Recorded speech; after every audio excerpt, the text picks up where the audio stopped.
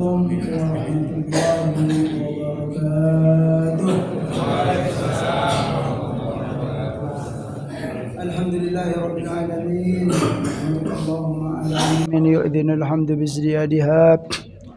ونصلي ونسلم على نبيك محمد هادي الأمة لرشادها وعلى آله وصحبه ما قامت التروس والسطور لعيون الألفاظ مقام بياضها وسوادها وأشهد أن لا إله إلا الله وحده لا شريك له وأشهد أن سيدنا محمدا عبده ورسوله لا نبي بعد اللهم صل وسلم وبارك على نبينا محمد وعلى آله وصحبه أجمعين أما بعد فقال الله تعالى في القرآن الكريم أعوذ بالله من الشيطان الرجيم بسم الله الرحمن الرحيم يا أيها الذين آمنوا كتب عليكم الصيام كما كتب على الذين من قبلكم لعلكم تتقون صدق الله العظيم. Jamaah salat subuh Masjid Jabal Rahmah yang dimuliakan oleh Allah Subhanahu wa taala. Para ustaz, para guru, para orang tua kami, jajaran pengurus, ketua DKM beserta jajarannya, seluruh kita yang hadir di majelis ini ataupun yang tidak sempat hadir, insyaallah semoga kita selalu diberkahi dan diridhoi oleh Allah Subhanahu wa taala. Amin. Bagi yang sedang sakit, semoga diberi kesembuhan oleh Allah Subhanahu wa taala. Bagi yang sedang ada masalah, semoga diberi kemudahan dan jalan keluar oleh Allah Subhanahu wa taala. Amin. Allahumma amin. Mari kita meningkatkan ketakwaan dan rasa syukur kehadiran Allah Subhanahu wa taala atas nikmat-nikmatnya yang sangat banyak. Nikmat iman, nikmat Islam, nikmat kesehatan, nikmat kesempatan, yang jika kita senang untuk mensyukuri nikmat-nikmat tersebut, maka kita akan selalu dimuliakan oleh Allah dan kita akan selalu diperhatikan oleh Allah Subhanahu wa taala. Salawat dan salam semoga selalu disampaikan oleh Allah kepada baginda Nabi Muhammad sallallahu alaihi wasallam. Allahumma salli wa sallim wa barik ala nabiyyina Muhammad wa ala alihi wa sahbihi ajma'in. Alhamdulillah jamaah sekalian, hari ini kita bisa bertemu kembali untuk kalau sekarang hari ini bukan pakai kitab Pak ya. Bukan melanjutkan kitab kita gitu, tapi tematik saya diminta untuk menyampaikan sedikit tausiah yang berjudul strategi meningkatkan keimanan di tengah tantangan akhir zaman. Strategi sebenarnya enggak ada strategi itu yang serius-serius betul tapi intinya memang itu sih, mau enggak mau jamaah sekalian kita itu sudah sudah diberi arahan oleh Allah dan Rasul. Strategi itu tetap saja kembali kepada kepada Al-Quran dan hadisnya. Bagaimana cara kita berinteraksi dengan Al-Quran, bagaimana cara kita berinteraksi dengan Al-Hadis atau As-Sunnah. Itulah yang kita temui kitab-kitab para ulama. Itu ada kitab yang berjudul Kaifa Nata'amalu Ma'al Quran. Itu bagus sekali. Kitab yang terkenal itu judul Kaifa Nata'amalu Ma'al Quran. Itu diantaranya karangan Dr. Yusuf Al-Qaradawi. Itu sudah diterjemahkan saya rasa gitu Pak Kaifa Nata'amalu Ma'al Quran. Bagaimana cara kita berinteraksi dengan Al-Quran, itu yang penting itu pada awalnya Al-Quran itu mau enggak mau memang harus dibaca, betul. Tetapi ternyata enggak cukup dibaca. Al-Quran itu tidak cukup dibaca. Bukan kita meremehkan hamba-hamba Allah yang rajin baca Al-Quran, tidak. Bagus, alhamdulillah. Mau enggak mau tetap saja langkah pertama itu membaca Al-Quran, kan? Iqra, betul. Mau pintar apapun kita gitu kan, tahu tafsir atau apa, tetap saja pada awalnya membaca Al-Quran. Ya, itu hal yang mulia sekali jika kita sudah mau membaca Al-Quran. Tapi yang setelah membaca itu loh, lebih penting sekali gitu jamaah sekalian. Karena itulah yang akan bermanfaat untuk kita. Nah, nanti setelah itu ya kita temui juga ya banyak tulisan-tulisan para ulama. Kaifa nantafi'u bil Quran? Bagaimana cara kita ngambil manfaat dari Al-Quran tersebut? Nah, berarti langkah yang pertama harus membaca Al-Quran. Langkah berikutnya apa? Itulah ya, mengkaji atau memahami. Ya, dan mengkaji dan memahami itu bukan cukup di situ juga gitu Pak ya. Ya, bukan hanya mengkaji saja gitu ya. Al-Quran itu bukan hanya untuk dikaji saja, bukan hanya untuk dipelajari saja. Nah, itulah apa langkah berikutnya ya, diamalkan. Nah, itulah interaksi kita dengan Al-Quran. Inilah semuanya nanti akan menjadi strategi. Menjadi strategi untuk meningkatkan keimanan ya gitu. Kapanpun kita ya, baik dalam keadaan lapang maupun dalam keadaan sempit ya, dalam keadaan apapun tetap saja itu akan menjadi modal atau strategi yang baik bagi kita. Dengan hadis pun juga begitu ya. Hadis-hadis Nabi, pesan-pesan Rasulullah itu bukan hanya untuk dibaca saja. Ya, kalau hanya untuk dibaca saja, baik itu hadis maupun Al-Quran, ya kita lihat ya, banyak juga gitu kan para ilmuwan gitu loh zaman sekarang, atau bahkan para Pak ya Ibu, para orientalis istilahnya gitu kan. Mereka non muslim tetapi mengkaji Al-Quran, mengkaji hadis Nabi. Tahu dia hadis Nabi itu Pak, tahu dia Al-Quran. Mungkin kalau dibandingkan dengan sebagian kita gitu kan, pemahaman beliau itu lebih dalam tentang Al-Quran daripada kita. Mungkin saja mereka lebih paham hadis Nabi, tetapi hanya hanya sekedar mengkaji, hanya sekedar membaca saja. Nah, tapi ternyata kita didorong untuk melangkah ke poin berikutnya, yaitu mengamalkan Al-Quran dan mengamalkan hadis Nabi Sallallahu Alaihi Wasallam. Baik, mungkin ya tausiah di pagi hari ini saya akan mulai dari firman Allah yang sudah biasa kita dengar tadi, yaitu Ya ayyuhalladzina amanu kutiba alaikumussyiyam kama kutiba alal ladzina min qablikum la'allakum tattaqun. Nah, wahai orang-orang yang beriman, kata Allah Subhanahu wa taala, kutiba alaikumussyiyam, telah diwajibkan atas kalian berpuasa, as-syiyam kama kutiba alal ladzina min qablikum la'allakum tattaqun. Jadi kalau secara sederhana, kalau boleh saya kaitkan ya materi kita dengan dengan judul yang kita sebut tadi, kemudian dengan menjadi strategi juga Pak, strategi atau langkah terbaik ya, bagaimana kita bisa menguatkan keimanan. Nah, jadi dari firman tadi ada 3 poin yang kita dapatkan. Yang pertama, ya ayyuhalladzina amanu.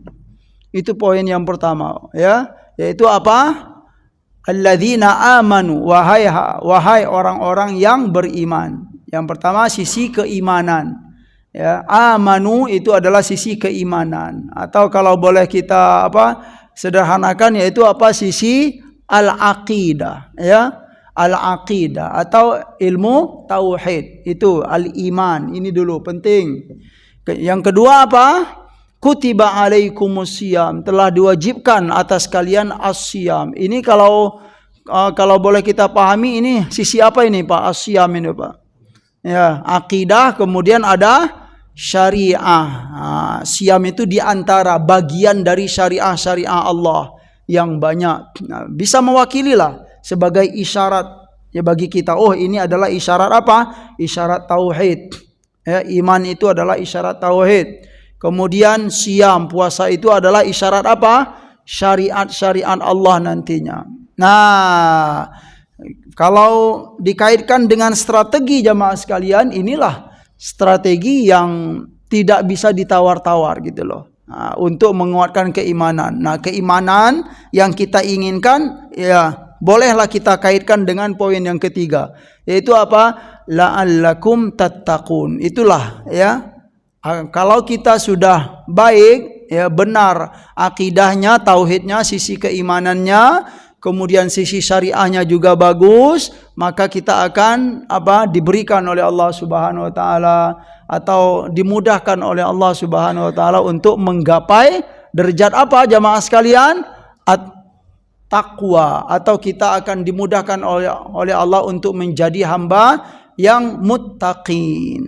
Nah, untuk diperjelas lagi gitu kan, ya tidak mungkin seseorang ya hamba ya bisa atau dapat meraih gelar takwa. Gitu loh Pak ya. Tidak mungkin ya. Ini apa istilahnya? Perspektif al-Islam ya. Bukan perspektif yang lain gitu. Silakan saja kalau ada perspektif yang lain. Tapi kalau perspektif Islam, tidak mungkin seseorang itu akan menjadi hamba yang bertakwa kalau apa? Yang pertama, kalau dia tidak bertauhid kepada Allah Subhanahu wa taala. Kalau dia tidak mengesahkan Allah, kalau dia tidak kenal dengan Allah Sang Khalik, enggak mungkin. Gitu loh Pak ya. Wah, Pak Ustadz keras sekali kajiannya gitu. Bukan keras Pak, ini apa istilahnya? Sudah menjadi kaedah gitu loh Pak ya. Bukan keras ya. Enggak ada kaitannya dengan dengan ekstrim tidak. Ini sebuah kaedah yang baik untuk kita ketahui dan baik untuk kita saling mengingatkan, gitu dia. Mau enggak mau, kalau ingin bertakwa harus bertauhid, kenal Allah Subhanahu wa taala, kemudian mengesahkan Allah, tidak beribadah kepada selain Allah, tidak minta tolong kepada selain Allah. Harus bertauhid dahulu.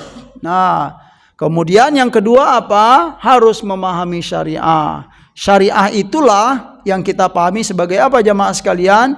Aturan-aturan yang telah ditetapkan oleh Allah Subhanahu wa taala. Dalam ayat ini diwakililah ya, yaitu dengan siyam, kutiba alaikumus siyam. Nah, sebagai contoh ya, perkara-perkara tauhid ya mungkin kita sudah mengkaji ya. Ada kajian kita di masjid ini, alhamdulillah masih berjalan. Nah, di antara hal-hal yang penting dalam perkara tauhid itu, bahwa seorang hamba atau setiap hamba yang ingin menjadi muttaqin, ya Pak ya, ya Ibu, dia harus mengetahui, dia harus mengakui bahwa dalam kehidupan ini ada siapa? Ada Allah, ada Tuhan. Nah, ya. Enggak ada salahnya kita nyebut Tuhan Pak. Ya, saya itu ya ini perlu diperjelas juga. Ya terkadang ada sebagian kaum muslimin, wah Pak Ustaz jangan disebut Tuhan itu Pak Ustaz. Karena Tuhan itu kalau diulang-ulang Tuhan gitu dia. Itu hanya istilah saja kata saya gitu kan. Mau enggak mau Tuhan itu adalah bahasa kita gitu. Ya gitu. Apa salahnya kita pakai gitu kan bahasa Indonesia. Ya, kalaupun kita sudah biasa pakai bahasa Inggris, God kan gitu Pak ya. Nah ya, tapi ya makna dasarnya ya kalau dalam Al-Quran, dalam hadis tentu ada siapa itu Tuhan gitu loh. Jadi ya silakan saja. Yang penting bagi hamba-hamba yang ingin menjadi hamba yang bertakwa, dia harus mengetahui dan dia harus mengakui bahwa dalam kehidupan ini ada siapa Pak Ibu? Allah Subhanahu wa ta'ala. Kalau dia belum mengetahui, kalau dia belum mengakui bahwa dalam kehidupan ini ada Allah, istilahnya Pak ya, berat gitu loh untuk menjadi hamba yang muttaqin itu loh. Nah, ini perspektif al-Islam ya. Ya, kita menyampaikan kaedah-kaedah yang ada dalam Islam. Jadi kalau ingin menjadi hamba yang bertakwa, kenallah Allah, kemudian apa lagi? Jamaah sekalian, ya tauhidkanlah Allah Subhanahu wa taala, jangan sekutukan Allah dengan yang lain. Dan kita harus meyakini bahwa dalam kehidupan ini ada Allah Subhanahu wa taala yang mengatur segala sistem kehidupan kita. Harus mengetahui hal itu, dan Allah itu tidak rela, ya, dia murka, dia tidak ridho kalau untuk diduakan. Nah, itu di antara poin-poin yang penting dalam ilmu tauhid. Setelah itu ya sangat banyak sekali, ya, kalau kita pengen mengkaji ayat-ayat siapa itu Allah Subhanahu wa taala, mau enggak mau baca lagi Al-Qur'an, kaji lagi Al-Qur'an, diperkuat lagi dengan apa? Mengkaji atau mempelajari hadis-hadis Nabi. Siapa itu Allah Subhanahu wa taala. Kemudian poin yang kedua apa jamaah sekalian? Ya, apa kata bahwa Allah Subhanahu wa taala itu dalam kehidupan ini mengutus para nabi dan rasul. Ini harus diketahui. Ini harus diakui bahwa Allah Sang Khalik kita itu mengutus para nabi dan rasul dalam kehidupan ini. Jadi mau nggak mau harus diakui bahwa dalam hidup kita ini, dalam sejarah dari zaman dahulu, bahwa nabi dan rasul itu ada. Gitu loh Pak. Nah, ini diantara strategi atau cara atau syarat lah untuk menjadi hamba yang bertakwa atau menguatkan keimanan kita, ya, terutama yang hidup di era modern ini. Nah, pengen tahu dalil-dalilnya sangat banyak sekali dalam Al-Quran, ya kan? Walaqad arsalna rusulana, kata Allah, dan sungguh kami telah mengutus siapa? Rusulana, rasul-rasul kami. Itu bukti bahwa Allah Tuhan itu mengutus para nabi dan rasul. Nah, kalau untuk Nabi Muhammad, huwallazi arsala rasulahu bil huda wa dinil haq. Dialah Allah Subhanahu wa taala arsala rasulahu. Nah, kalau arsala rasulahu berarti satu rasul itu Muhammad. Kalau arsala rusula, dia mengutus rasul-rasulnya selain Muhammad sallallahu alaihi wasallam. Ini harus diketahui, harus diakui dan diyakini bagi siapa? Bagi setiap hamba Allah yang ingin menjadi al-muttaqin. Nah, mau enggak mau jamaah sekalian. Nah, kemudian rasul setelah diutus itu diberi oleh Allah Subhanahu wa taala wahyu. Nah, wahyu itulah yang kita pahami sebagai jamaah sekalian? Syariat, ya, pesan-pesan Allah, aturan-aturan Allah Subhanahu wa taala, itu yang disampaikan oleh para rasul, para nabi-nabi Allah dan rasul-rasul Allah Subhanahu wa taala. Dan pesan yang paling penting, ini dia. Pesan yang paling penting yang disampaikan oleh para nabi dan rasul itu adalah pesan apa jamaah sekalian? Pesan tauhid lagi, seperti dalam surat Al-Anbiya. Wa ma arsalna min qablika mir rasulin illa nuhi ilaihi annahu la ilaha illa ana, kata Allah Subhanahu wa taala. Wahai Muhammad, ya, tidaklah kami utus para rasul, ya, sebelum kamu, ya, illa nuhi ilaihi, ya, kecuali kami memberi wahyu kepadanya. Apa wahyu itu? Banyak, ya, wahyu itu syariat, tetapi yang paling penting dari wahyu-wahyu para nabi dan rasul itu apa jamaah sekalian? Annahu la ilaha illa ana. Ya, wahyu yang paling penting, yang paling mendasar itu adalah La ilaha illa ana, tidak ada Tuhan selain aku. Fa'buduni, maka beribadahlah, ya, hanya kepadaku. Itu wahyu yang paling penting. Nah, setelah itu barulah syariat, ya, dan syariat pun, ya, kita dapatkan dalam Al-Quran. Setiap para nabi dan rasul itu berbeda-beda Pak, ya, karena memang itu sudah ketetapan dari Allah Subhanahu wa taala. Tapi sekalipun syariatnya berbeda-beda, untuk tentang tauhid itu tidak ada, berbeda-beda. Ya, bisa disimpulkan setiap para nabi dan rasul itu semuanya mengajak untuk bertauhid kepada Allah Subhanahu wa taala.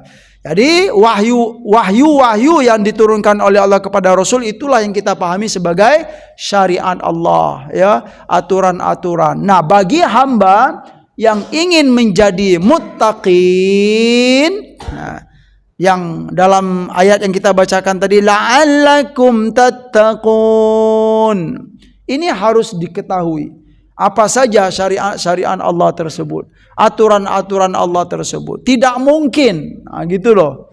Seorang hamba Allah yang ingin menjadi hamba muttaqin tapi dia tidak tahu apa? Aturan-aturan Allah. Itu maksudnya Pak. Ya nggak mungkin Pak. Ya. Contoh yang lebih jelasnya, nggak mungkin seseorang hamba yang ingin menjadi hamba yang bertakwa tapi bulan Ramadan nggak puasa. Itu contohnya. Wah Pak Ustaz gimana? Keras sekali Pak Ustaz. Bukan keras. Ya. Memang kesannya keras gitu loh Pak. Tapi ini sebuah kaedah. Masa sih Pak Ustaz nggak bisa menjadi hamba yang bertakwa karena puasa karena tidak puasa Ramadan? Ya memang begitu aturannya gitu ya.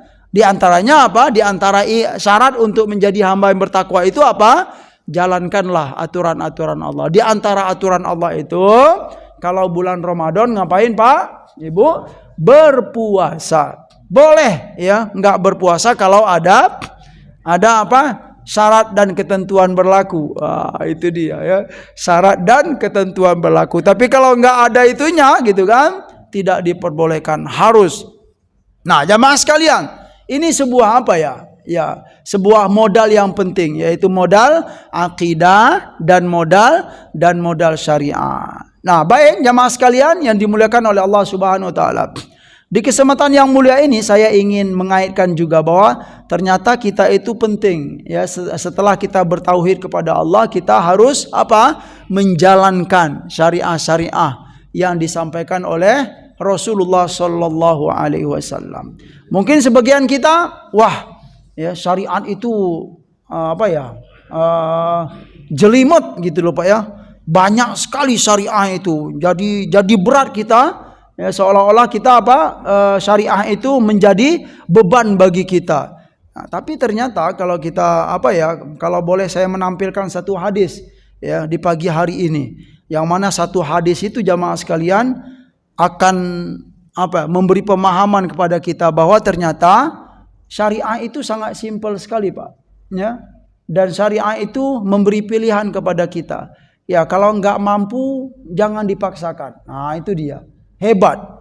Nah, dengan hadis ini insya Allah kita akan menerima dan mengakui bahwa memang syariah itu sangat simple, sangat ringan sekali. Apa hadisnya jamaah sekalian yang dimuliakan oleh Allah Subhanahu wa taala?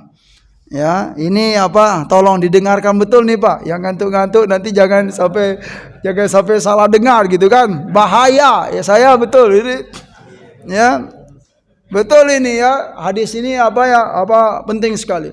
Karena dalam riwayat tersebut, jamaah sekalian, hadis ini diriwayatkan oleh dua orang sahabat. Nah, tolong diingat ini. Siapa beliau? Yang pertama Abu Hurairah dan yang kedua Abu Sa'id Al-Khudri. Boleh kita hafal lah. Abu Hurairah dan Abu Sa'id Al-Khudri. Ya. Disampaikan oleh beliau berdua ini, suatu hari Rasulullah sallallahu alaihi wasallam berkhutbah di depan kami.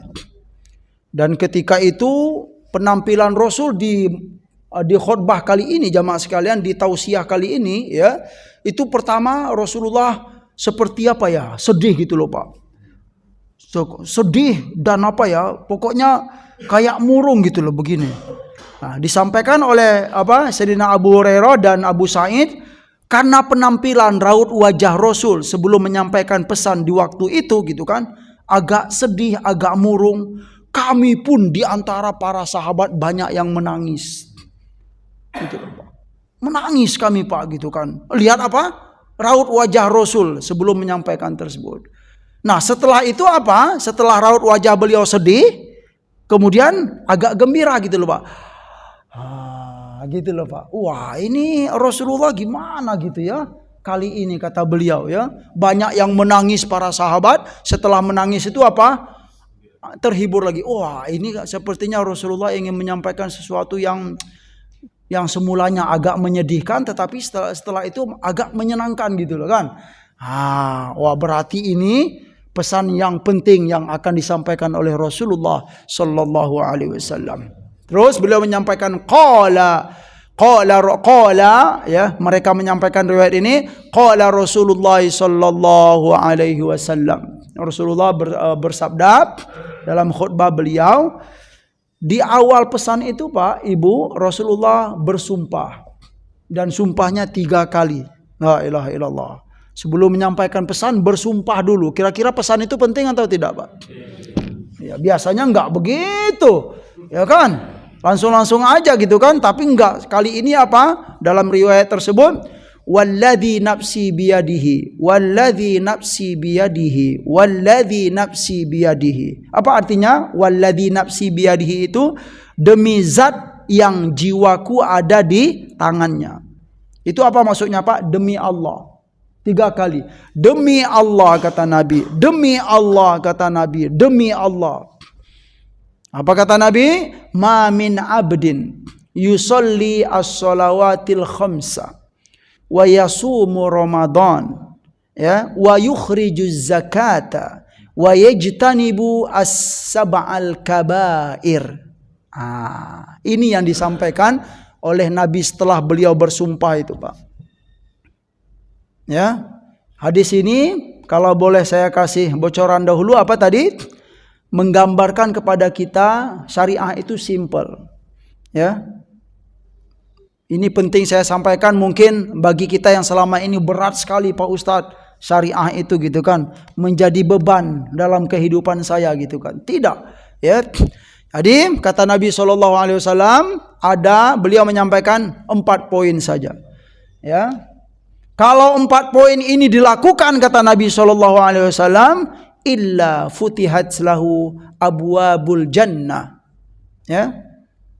Maka hamba ini akan dibukakan baginya abwabul jannah, pintu-pintu surga. Wa qila lahu, dan dikatakan kepadanya, udkhul bisalamin. Masya Allah. Setelah dibukakan pintu-pintu surga, kemudian dikatakan kepada hamba ini, udkhul bisalamin, silakan masuk dengan penuh keselamatan. Dipersilakan loh Pak. Itu sebagai apa? Penghormatan, kemuliaan dari Allah bagi hamba-hamba yang melakukan 4 tadi saja. Ya. Wa qila lahu udkhul bisalamin, dipersilakan, bukan dibiarin aja masuk surga. Mau masuk surga, masuk sono tuh gitu kan, biarannya gitu. Bukan begitu Pak, diginiin loh gitu. Masya Allah. Coba kita bayangkan dalam kehidupan kita, kalau kita masuk hotel Pak, Ibu, di lobi hotel itu kalau masuk sendiri gimana itu? Biasa kan? Tapi kalau nyampe di hotel gitu kan, di lobi hotel itu dipersilakan oleh orang, Bapak silakan Bapak, Ibu sini Bapak, mana apa barang bawaan Bapak saya angkat ya gitu kan. Itu rasanya gimana gitu? Mungkin gini-gini Pak ya. Ya. Di luar hotel panas, masuk lobi itu kayak lega sekali gitu kan, karena dipersilakan. Itu baru apa jamaah sekalian? Baru hotel atau baru kantor kita, tempat kita bekerja, kalau kita dipersilakan. Ini adalah apa? Surganya Allah Subhanahu wa taala. Wa qila lahu udkhul bisalamin. Dengan penuh kegembiraan silakan masuk. Nah, itu dia. Apa poin yang 4 tadi jamaah sekalian? Yang pertama apa kata Nabi? Ma min abdin. Tidaklah salah seorang di antara hamba Allah, ya. Yang pertama apa? Yusolli as-sholawatil khamsa. Yang pertama dia sholat 5 waktu. Yang kedua wa yasumu Ramadan, dan dia puasa di bulan Ramadan. Dan yang ketiga apa? Wa yukhrijuz zakata, dan dia mengeluarkan zakatnya. Yang keempat wa yajtanibu as-sab'al kabair, dan dia berusaha untuk menjauhkan dirinya dari dosa-dosa besar yang 7 terutama dalam hadis ini. Cukup itu saja Pak. Ya, masuk surga dijamin oleh Nabi kita SAW. Yang menariknya jamaah sekalian, yang pertama apa tadi? Sholat 5 waktu. Dalam hadis ini Nabi enggak nyebut, ya, sholat duha. Ada enggak disebut oleh Nabi Pak? Tidak. Nabi enggak nyebut sholat qiyamul lail. Artinya apa itu? Biarlah jamaah sekalian, ya, kalau kita belum rajin sholat duha enggak apa-apa, tapi sholat 5 waktu jangan ditinggalkan. biarlah ya dengan penuh pengakuan bahwa memang saya lemah ya Allah gitu. Saya belum terlalu kuat ya Allah. Biarlah kita belum terlalu rajin qiyamul lail. Ya enggak apa-apa. Tetapi jangan sampai sholat 5 waktu ditinggalkan. Itu yang penting jamaah sekalian.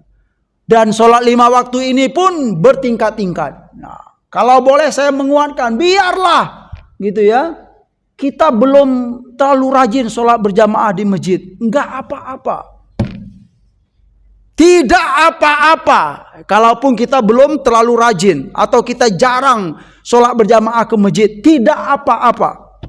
Tapi jangan sampai meninggalkan sholat 5 waktu. Di mana saja silakan sholat. Itu pesan Rasulullah Sallallahu Alaihi Wasallam. Gitu loh Pak ya. Wah, bagus juga nih Pak Ustadz gitu kan. Ya, tapi tolong jangan dipahami ya. Jangan dipahami saya menganjurkan untuk tidak melakukan yang sunnah-sunnah ya Pak ya. Tolong diingat ya. Hadis ini menekankan, kalau boleh kita pahami sebelum dahulu gitu kan. Nabi itu berpesan jagalah yang pokok-pokok saja. Yang sunnah itu ternyata yang sunnah-sunnah itu sebuah keistimewaan yang lain Pak. Sebuah kemuliaan yang lain. Tapi paling tidak yang wajib-wajib ini jangan sampai kita tinggalkan. Gitu dia. Puasa Ramadan yang kedua kata Nabi SAW.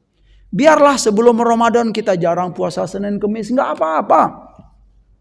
Ya, nggak pernah puasa apa lagi Ayamul Bait misalnya, nggak apa-apa Pak. Karena memang hukumnya apa? Ya sunnah. Ya, apalagi puasa Daud, ya jarang sekali puasa Daud misalnya. Tapi kata Nabi, kalau sudah bulan Ramadan jangan sampai tidak puasa. Puasalah kamu. Itu maksudnya, ya. Tapi tolong jangan dipahami juga, ya. Ini yang ngantuk-ngantuk nih Pak, bahaya nih nanti ya. Langsung wah bagus juga Pak Ustadz gitu kan. Nyuruh yang wajib-wajib aja gitu kan. Nah, gitu. Nanti disebarin gitu. Bagus tuh belajar sama Ustadz Azmi itu gitu kan. Beliau menganjurkan gitu, sholat wajib aja gitu kan. Yang sunnah itu nggak apa-apa gitu, nggak penting. Bukan itu maksudnya jamaah sekalian. Ya, Nabi itu menguatkan jaga yang pokok dan modal kita. Ya, wa yukhrijuz zakah, dan dia mengeluarkan zakat. Ini kalau kita kaitkan dengan rukun Islam yang 5 Pak. Berarti Nabi itu hanya menyarankan 3 saja. Setelah syahadatain, lakukan sholat 5 waktu, puasa Ramadan, dan mengeluarkan zakat. Haji nggak masuk loh Pak. Dalam hadis ini haji nggak masuk. Kenapa? Ya karena memang haji itu bagi yang mampu.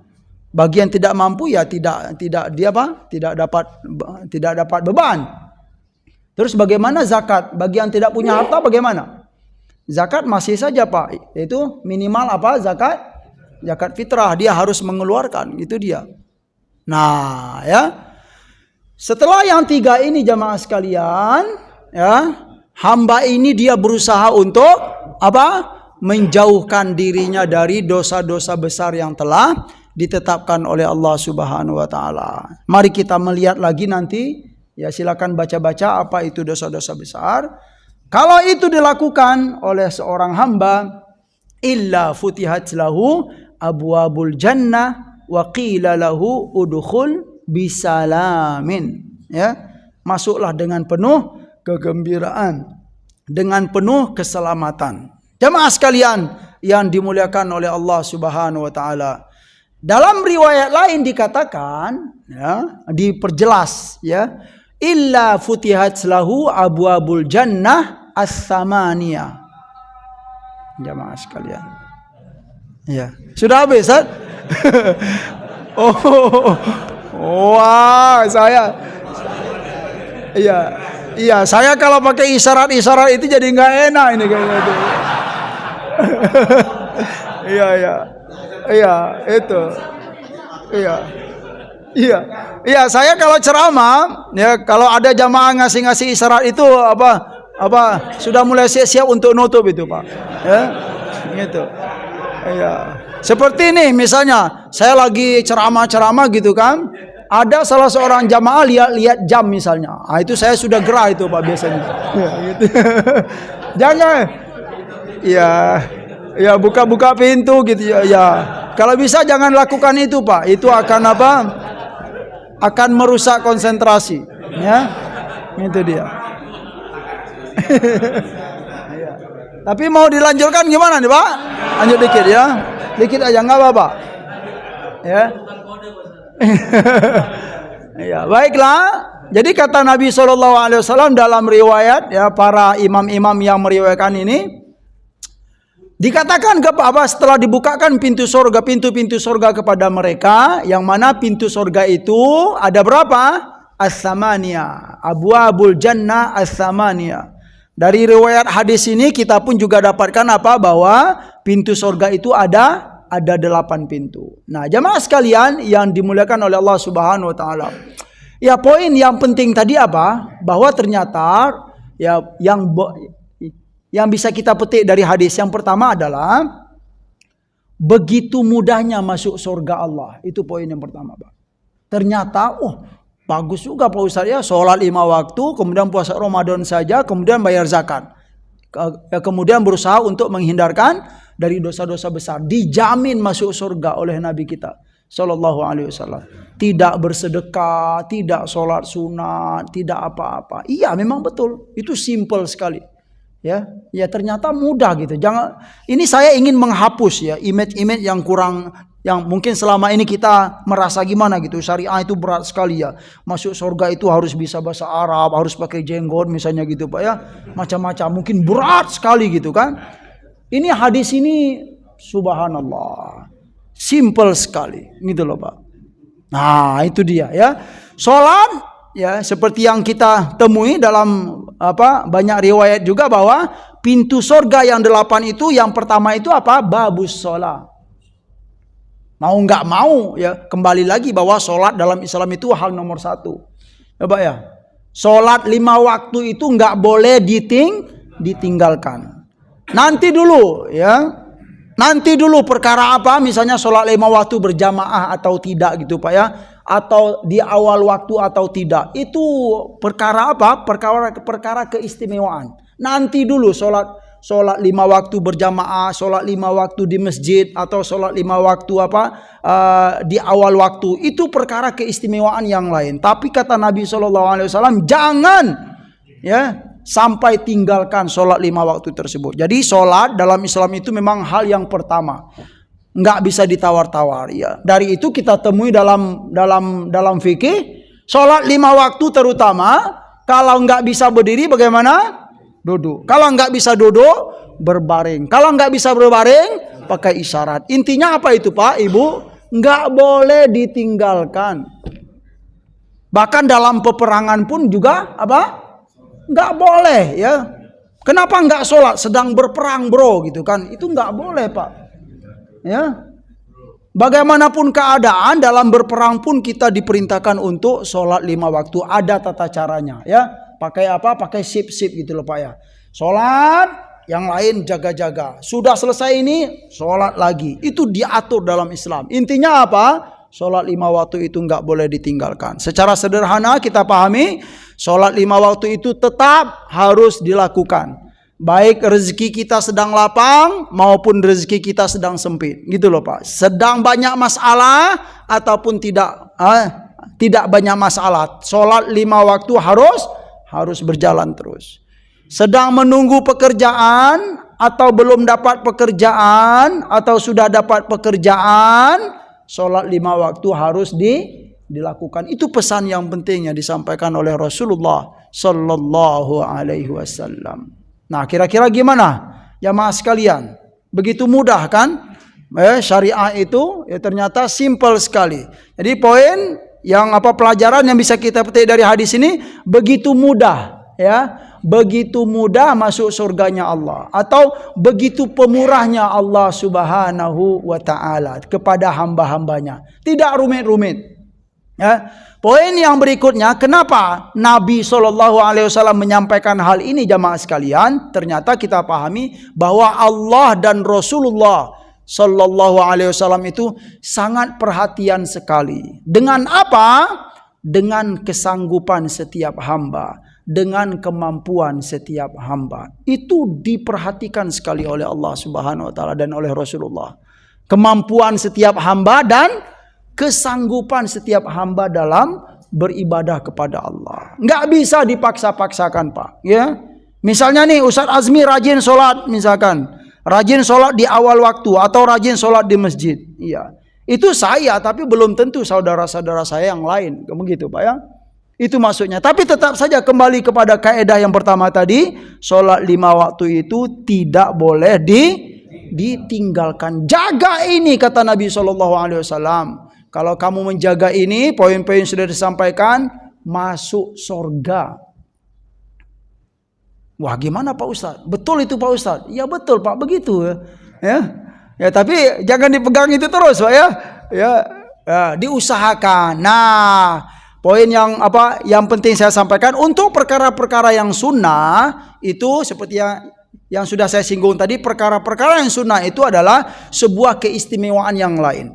Sebuah kemuliaan yang lain. Barang siapa yang ingin lebih, nah ini dia.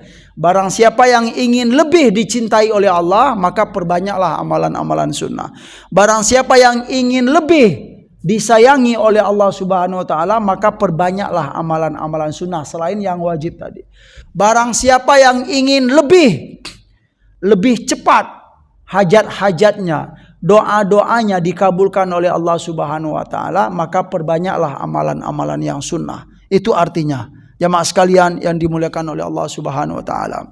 Baik, untuk sekedar menyempurnakan saja, ada baiknya kita sampaikan pintu-pintu surga tadi, Pak. Yang pertama tadi apa? Babus shalah. Yang kedua babul jihad.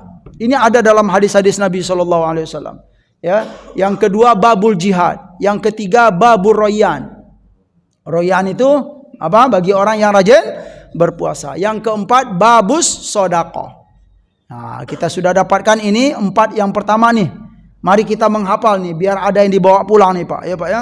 Babus sholah. Yang pertama babus sholah. Yang kedua babul jihad. Yang ketiga babul royan. Yang keempat babus sodaqah. Ya. Babul jihad. Wah, ini penting juga nih Pak harus sampaikan. Ini jihad ini ya, mungkin sebagian kita ya terpancing ya dari zaman dahulu, nggak usah lah Pak Ustadz ngomong-ngomong jihad zaman sekarang Pak Ustadz gitu kan. Jihad itu bikin kerusuhan dan kekacauan. Nah, gitu loh. Ya, jihad itu adalah disyariatkan dalam Islam Pak. Tetapi jihad yang sesuai dengan kehendak Allah dan Rasul, bukan sembarangan jihad. Jangan sampai menurut kita jihad, tetapi menurut Islam nggak jihad. Nah, itu bahaya. Kenapa? Karena kita nggak tahu ilmunya. Fikih jihad itu bagaimana, kan begitu. Nah, saya sering menyampaikan, alhamdulillah Pak ya, saya berani menyampaikan di banyak tempat ya bahkan di kementerian-kementerian pun saya apa istilahnya memberanikan diri untuk menyampaikan ya. Agar apa? Ya agar nggak salah paham gitu loh. Nah, saya kasih contoh jihad sederhana itu bagaimana Pak? Ya kita kalau ditindas, kalau apalagi kalau diusir dari negeri kita, ya kalau kita dizolimi, kalau hak kita diambil, dirampas, harta kita ditindas, itu disyariatkan jihad. Tapi kalau tidak, maka jihad tidak diperbolehkan. Nah, contoh yang real bagaimana? Mungkin contoh ini sudah saya sampaikan atau belum ya. Tapi sebagai penguat saja. Contohnya begini, jihad. Kata Nabi SAW, man qutila duna malihi fahuwa syahidun. Barang siapa yang meninggal gugur karena membela hartanya, maka dia mati syahid. Itu jihad. Contohnya harta ditindas. Contohnya apa? Jemaah sekalian, kita beli rumah. Ya, kita beli rumah, kemudian ya baik itu cash maupun cicilan mau 10 tahun atau 15 tahun, ya kita ambillah 10 tahun misalnya. Alhamdulillah nyicil. Dengan jerih payah nyicil, dengan izin Allah Subhanahu wa taala lunas. Setelah pelunasan alhamdulillah ya, sertifikat diberi, semuanya lengkap ya. Dokumen-dokumen diberi. Nah, setelah 2 minggu kemudian ada orang datang kepada kita. Pak, itu rumah saya loh Pak ya, katanya kan. Bapak saya kasih waktu 2 minggu untuk mengosongkan rumah itu. Nah, ini kira-kira gimana jemaah sekalian? Kalau keadaan begini, mau nyerahin kunci atau mau perang? Apa? Nyerahin kunci atau perang Pak? Kalau keadaan begitu Pak? Iya, ya. Itu yang maksud jihad itu, Pak. Justru kalau kita nyerahin kunci pada waktu itu, kita yang tercela. Kenapa Bapak serahkan kunci? Itu hak Bapak gitu loh. Ya kenapa tidak dibela? Nah, itulah pemahaman jihad jemaah sekalian. Kalau tidak ada syarat-syarat dan ketentuannya, maka tidak diperbolehkan jihad. Iya, pintu yang kedua jihad. Yang ketiga apa? Ar-royan bagi hamba-hamba yang berpuasa. Yang keempat as-sodaqah. Yang kelima adalah babul mutawakkilin. Yaitu pintu hamba-hamba yang senang bertawakal kepada Allah Subhanahu wa taala. Hamba yang senang bertawakal, ya Allah, saya enggak bisa apa-apa ya Allah. Ya, hanya pertolongan dan bimbinganmu ya Allah. Ya, itu contoh-contoh hamba yang bertakwa. Hamba yang tidak pernah melupakan Allah dalam setiap urusannya. Itu di akhirat nanti apa jamaah sekalian? Dipersilakan masuk babul mutawakkilin. Yang keenam itu apa? Bab birrul walidain. Ya Pak, birrul walidain, yaitu hamba-hamba yang senang sekali, gemar sekali untuk berbakti kepada kedua orang tuanya. Senang memuliakan kedua orang tuanya dalam hidup ini. Maka dia dipersilakan. Khusus. Ya. Yang keberapa lagi? Yang ketujuh, babuz zikr. Yang senang berzikir kepada Allah. Itu khusus nantinya Pak. Dan yang terakhir, yang kedelapan, bab at-tawwabin. Yaitu hamba-hamba yang bertaubat lillahi ta'ala. Dia di akhirat nanti akan dipersilakan masuk pintu at-tawwabin. Kira-kira dari yang 8 pintu itu kita sudah bisa masuk mana Pak? Wah Pak Ustadz saya baru kayak gitu. Ya, tapi boleh saja ya. Dari yang 8 itu ada di antara kita yang wah saya cocok nih Pak Ustadz, bisa masuk pintu ini gitu kan. Tapi sebenarnya jamaah sekalian, masuk surga itu jangan rumit-rumit dulu. Yang penting masuk aja dulu gitu Pak. Iya. Iya. Wah Pak Ustaz saya baca. Wah, yang penting masuk saja dulu ya surga itu. Ya seperti yang kita pahami bahwa di surga itu apa? Bertingkat-tingkat. Jangan pikir tingkat-tingkat level-levelnya dulu. Masuk aja dulu, itu sudah penting. Ya. Karena apa? Karena di akhirat itu hanya 2 tempat saja. Ya. Kalau tidak di surga di mana? Neraka. Kalau diselamatkan oleh Allah dari neraka, berarti di mana tempatnya? Surga saja. Makanya jangan mikir rumit-rumit Pak. Masuk aja dalam surga. Sekalipun hanya di pintu surga dahulu. Nah gitu loh. Nah, nanti kalau sudah masuk di pintu surga, kalau sudah masuk ya, yang penting masuk dulu. Nah setelah itu baru minta kepada Allah gitu kan. Karena kita tahu bahwa Allah itu mengabulkan permintaan orang-orang yang sudah masuk surga gitu. Baru minta level-level tinggi gitu kan. Insya Allah akan dikabulkan oleh Allah Subhanahu wa taala. Sekian, mohon maaf ya. Iya, aduh. Mohon maaf ya karena memang sudah lewat saya ini banyak sekali. Subhanallah. Ya. Terima kasih atas segala perhatian, mohon maaf atas segala kekurangan. Ya subhanakallahumma wa bihamdika asyhadu an la ilaha illa anta astaghfiruka wa atubu ilaik. Wa sallallahu ala nabiyyina Muhammad wa ala alihi wa sahbihi wa sallam wa akhiru da'wana anil hamdulillahi rabbil alamin. Wassalamu alaikum warahmatullahi wabarakatuh.